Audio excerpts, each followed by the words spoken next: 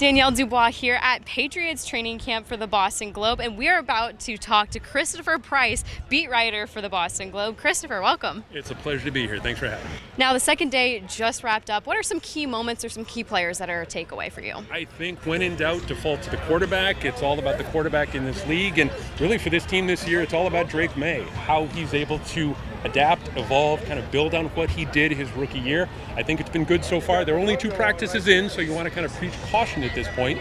But so far, he's looked good. The other thing, Stefon Diggs, another good day for him. He needs to be trending in the right direction when the regular season approaches, but he doesn't look to be hindered at all when it comes to his overall activity level. You can tell just like the speed that he has when he's right in front of you on the field. I mean, it's electric. He looks good as new, honestly. Yeah, he really did. This is a guy who suffered a torn ACL last October when he was with the Texans. To be able to be out here on the field however many months later, like 8 months, 10 months later, to be able to do what he's doing, it's really an extraordinary compliment. It's what he's been able to do has been very impressive to this point in the summer. I want to see how he does when the pads go on in a couple of days, to be able to, really see if he's at that same 1,000-yard level that he's been able to reach over the course of his career, but it's been all good so far.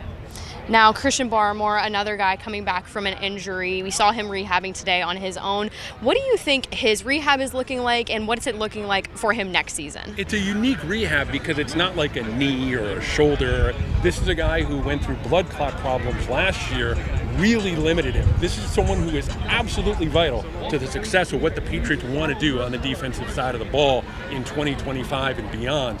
He is able to stop the run. He's able to get after the passer. He's able to be competitive in a number of different situations. Again, he is so important to what they want to do. A healthy Christian Barmore for this team, he's a difference maker, especially when you pair him with someone like Milton Williams. And that is definitely a presence that the Patriots missed last year. I mean, you can tell every game it was truly a hindrance to them. So very exciting to see him at least coming back out on the practice field for sure. Now, somebody else who wasn't on the practice field today, Jaylen Pulk. Can you kind of talk to me about that? And this is a loaded wide receiver room, so could this be damaging to him? It is.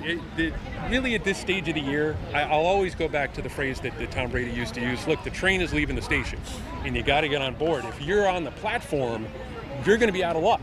And so to be a guy like Polk, who struggled over the course of his rookie year to put up the numbers that maybe a lot of people thought that he was capable of putting up when he came out of University of Washington, it's not a great sign, especially when you consider the back end of that depth chart. There are going to be 4 guys who I think are locks to make this roster, at least right now. Kyle Williams, a 4th-round pick, Matt Collins, Stefon Diggs, and Pop Douglas.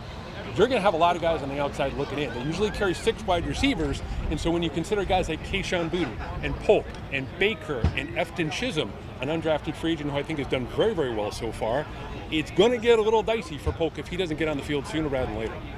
Now, let's move on to the running back room, another very talked about part of this offense. Rhamondre Stevenson was the number 1 guy, but Antonio Gibson kind of gave him a run for his money last year. What do you think about that situation, and is Stevenson still their number 1 guy going into next season? I'm a Rhamondre Stevenson apologist. I'll preface it by saying that. He's one of my guys. I'm a big fan of Rhamondre. He had a rough year last year. No one on this team needs more of a reset than Rhamondre Stevenson because the fumble issues, he had some personal stuff, his father passed away, his best friend passed away. This is a guy who needs a fresh start. And I believe in Rhamondre Stevenson. I think he's still going to be the number 1 running back on this team. I think the positional battle comes into play when you look at Gibson and rookie Trevion Henderson. Trevion Henderson has great speed. He looks to be a fantastic 3rd down option. That's really where they ended up using Antonio Gibson the most last year. And so when you look at the running back depth chart, I still think Rhamondre is number 1, but I think it's going to be a really interesting positional battle, especially as the year goes on, when you look at Antonio Gibson and Henderson. Thank you so much for joining us, Christopher. We really appreciate all of your advice for us.